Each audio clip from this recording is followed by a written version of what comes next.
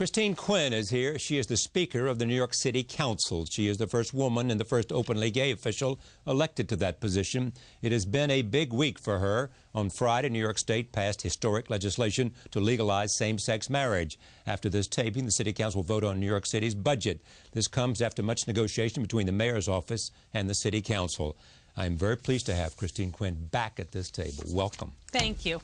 Before we talk about all the politics, yes, just tell me about this for you and your partner of 12 years? 10 in September. 10 years, Kim Catula. Right. Who, what does this mean? Tell me the feeling you two had when you realized that you could get married in this state. You know, we didn't really realize it till Friday night, and I was at my office at City Hall working on the budget. We were on the phone, and when we heard Senator Salon, I was watching it. We were each on TV, watching it on TV, and we spoke. At that moment, we realized it, and Kim was like, "No, we won't know. It could change," but we knew it, and It's a hard feeling to describe because although a lot won't change, we've lived together for 9 years, we're totally committed, a whole lot will change. Yeah. And you felt that. There was this amazing feeling of being a fuller part of your state. And really that stigma that being left out of this enormous, importantly, institution was gone. And it was just amazing. You felt really kind of lifted up in a way and freed in a way. A step towards... Yeah. I mean, you know, look, the law before what happened Friday, when you take the fact that there was no marriage equality and the Defense of Marriage Act in Washington, you know, nationally, those two together meant the law actually pointed a finger at people like me and Kim and said, you're less than. Your family isn't as good. And you can say that doesn't bother you, but of course it does. And to have that gone and to say your family in the eyes of the state you call home is the same as every other one, it's unbelievably powerful and unbelievably thrilling. And you know, so many of the people I talked to had said to me, and people who were, you know, only in their 30s and 40s, I never thought in my lifetime. I never thought in my lifetime. And now for them to see this in their lifetime, it sends a message that anything is actually possible. And as you noted in something that I saw that you had said, it sends a message to children. Think of a child somewhere in New York State or anywhere in the country who's in their room watching TV, they see this happen, they know they're gay, they think they're gay, they can't tell their parents, they're terrified, they may not know another gay person, and they've seen New York State, and New York, anywhere in the world, it's New York. Just say that gay families are the same as straight families. That's something that child will hold on to when they're bullied, hold on to if their parents don't accept them. It will give them hope, and that's really what those senators realized. They realized they had the power to give people hope that'll carry them through difficult times in their lives. You were on the negotiating line talking to state senators. Tell them, what did you tell them? You know, I didn't tell them much from my perspective as the speaker. Right. I told them a lot about my perspective as a lesbian New Yorker. Somebody who's been with her partner for 10 years, who wants that relationship celebrated and affirmed. And I told them about, Kim and I both lost our moms when we were girls. My mom died when I was 16 of cancer, Kim when she was 17 of cancer. And we both have dads, mine's 84, Kim's is 85. And I told them, which was the first thing I thought in 2009 when we lost, I want those two men to be able to go and dance and be at their daughter's wedding. They're 84 and 85, and God willing, they'll be with me for a long time, but you don't know. So when are you getting married? Spring of 2012. No, why then? Well, you need a little time to plan a party. Yes, you got to get a dress, and these things take time. Yes, and what else do you have to work out? You're right, exactly. It's not like I have a day job. No. I mean, it's a, so... Right, you have to pick a place. Do most of the friends you know who have an established relationship over time, are they thinking about rushing to get this done? It's mixed. Some folks really want to get it done right away, and some folks want to plan a party. Amount of time. Yeah. Some people want to do a big wedding. Yeah, right. Oh, yeah. I see. I see. And that takes a little time. Tell me the politics of it. What happened, do you think? Why is it different than 2009? It's different than 2009 for a couple of reasons. One, the community, our community, did a smart thing after 2009. We didn't sugarcoat the loss. It was a loss. We messed it up. And we went back and... Messed it up how? We didn't run a good campaign. Now, we might have lost anyway, but I can't tell you we ran a good campaign in 2009. We didn't. And you know what a good campaign is. And we just saw one with this. Yes. And so this time we learned from our mistakes. We analyzed accurately. We put together a united organization, a united message, and we had the unbelievable extra added benefit of a super popular, smart governor, Andrew Cuomo, who made this a top priority. And how did, so beyond that, I mean, he made it a priority first. At the same time, he was being very tough on the budget. Yep. So he was casting his net over here for conservative principles of smart budgeting. Right. At the same time, he's fiscal on conservative issues, he's liberal on social issues. Right. Or progressive. Yeah. How did he do, what did he do that made a difference? He assigned his top... Because he is now benefiting enormously from this. And as he should.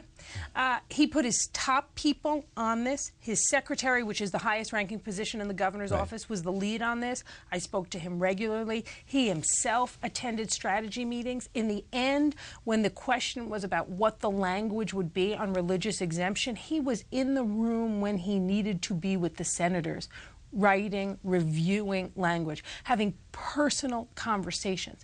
And one, he is, you know, enormously popular in the state right now. And for those senators who are worried, to have a popular governor to say, don't worry, we're all in this together, makes a big difference. But also, he had a message that if New York was going to be the empire state again, we had to go back to where we once were. We were the place where the women's rights movement was born, where the gay rights movement were born. We were leaders on the Underground Railroad. That's a powerful message, and he delivered it well.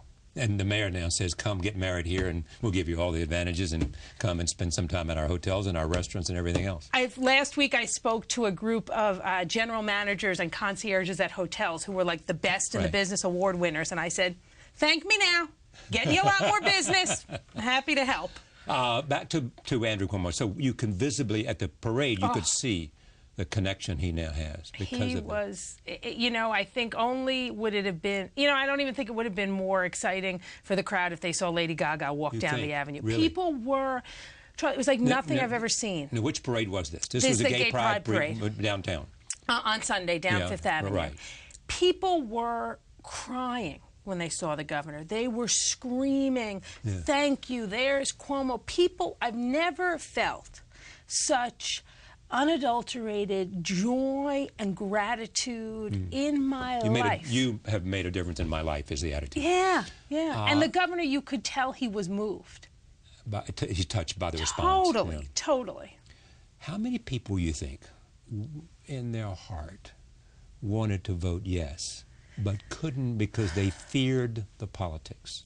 You know, I don't know exactly. I mean, yeah, I think there were at least 4 or 5 other Republicans who wanted to vote yes. Yeah, they looked for a way to say, I won't lose if I do this. Right, right. And you know, that's the amazing thing that those senators who did, right. And when they get reelected, which I believe they will, Alessi and Saland and McDonald and Grisanti, it will change Republican politics in New York State. So what happens if the opponent, the Democratic opponent of some of those Republicans says, come campaign for me? Do you face a hard choice? You know, yes, but I don't think you're going to see big Democratic challenges against those 4 state senators. I really don't think you're going to. There are a lot of other Republicans. Right. No reason to target those 4 who stood up and did the right thing. I just don't think you're going to see it. And we need to send a message that the only way things get done is through bipartisan partnership. Right. That's how you really make change in governments. And the kind of old politics. What's your message for Washington as they go through the debt limitation talks? For everybody. Yeah. So where is the budget for New York City? We will be passing it at some point Tuesday night. We'll vote on it later today. We have a budget on time, balanced, no new taxes, and we were able, through concessions from the teachers union, to prevent the layoff of teachers, which is very significant. Okay, so it's a budget of $65, $66 billion? Exactly. All right, for the year. And so, and you have to have It has to be balanced. And all quarters.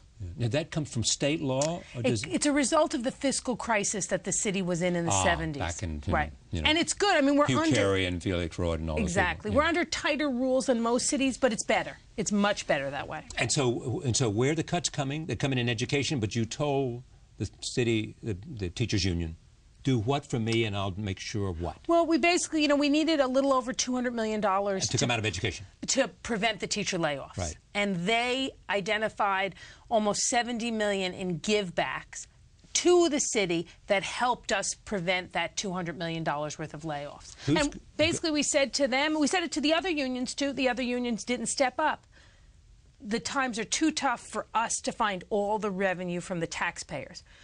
Work with us as a stakeholder. Meaning that there are no new taxes, is that what you're saying? Correct. And we still have less revenues than we need because of the ongoing impact of the recession.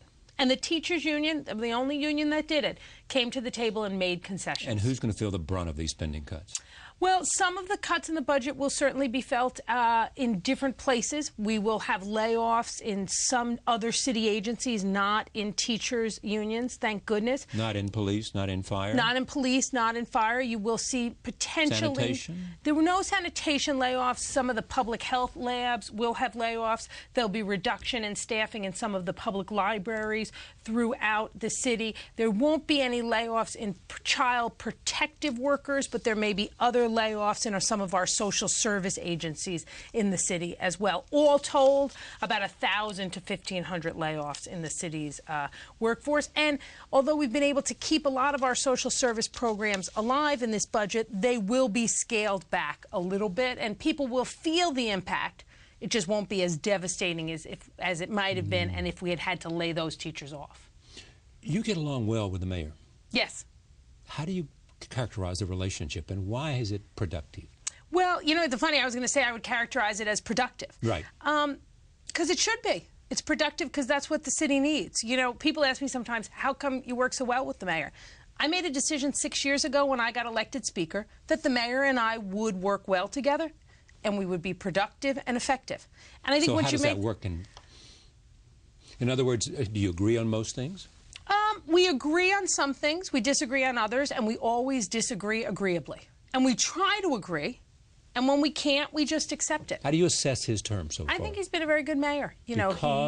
Because he's straightforward, he says what he means what he says, and you can work with him. And it's not really ideological in the sense of being unyielding. Look, there's some issues like marriage equality, he was a huge supporter. There's some issues that people just care about that are ideological issues. But on most issues, it's about finding the path to make the city better and easier for people's lives. And so what do you think his greatest accomplishments are, specifically? I think his greatest accomplishment will have been getting mayoral control of the public schools. That reform is the most important thing. Only if you do something with it. And I think he has. I think putting principals in a position where they are the leaders of their school, they can make the decisions, they are held accountable for that, I think is a seismic shift in how our schools work and very, very important. You want to be mayor? Who wouldn't want to be mayor?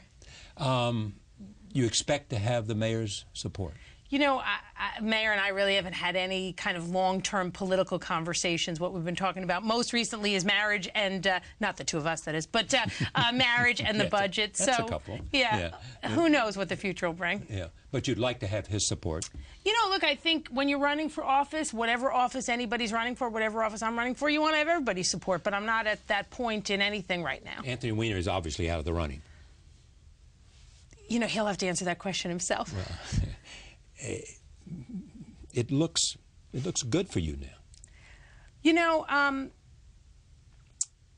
It was an amazing week last week. We were able to get marriage equality done, prevent the layoffs and the firehouses from closing, but there were still things in the budget that are tough. We're not going to have as many youth programs as we had last year. Libraries may have to lay people off. There have been other cutbacks in programs. So things are good, but nothing's perfect. There's a lot of work to do. We still have too high of unemployment in the city, still have too many people who don't have a GED and need it. So I'm not really worried about the politics. I got work to do. Okay, fair enough. But if you run, You know, I mean, what's going to be the narrative for a candidacy by you? You know, I don't really know the answer to that question. What I do know is I've been lucky enough to twice been given the job as Speaker of the City Council. Right. And the great thing about this job is you can get things done. And what I want to do is at the end of 2013 be able to look back and say, the tank is empty. I ran it out. I did everything I possibly could do in the areas that I care about. And if I've done that, I'll have done a good job. And if you do a good job in the job you're in, I believe the sky is always the limit in the next job. There is no resistance to a gay city council speaker? You know, I have had, my sexual orientation has been a non-issue in my term as Speaker. And in your political life? A non-issue. Now, I've always been out, and I think that makes a difference. Sure does, yeah. But it's been a non-issue. You know, it's funny, I was at a senior center once in Queens, and I hear one lady say to the other, you know, that's the Speaker. She's gay. She tells people. And the one woman goes, I can hear it now. Yeah, the one woman goes, really? Yeah. And then they both went, meh. Yeah. And I think that's really what it is for a lot of people. Who cares? If you're not doing a good job, if you clean the streets, people, right? If you're doing a good job, they don't care. The children, right? If you keep the schools working, if you keep people safe, nobody really cares, and nor should they. A happy mayor's a good mayor. There you go.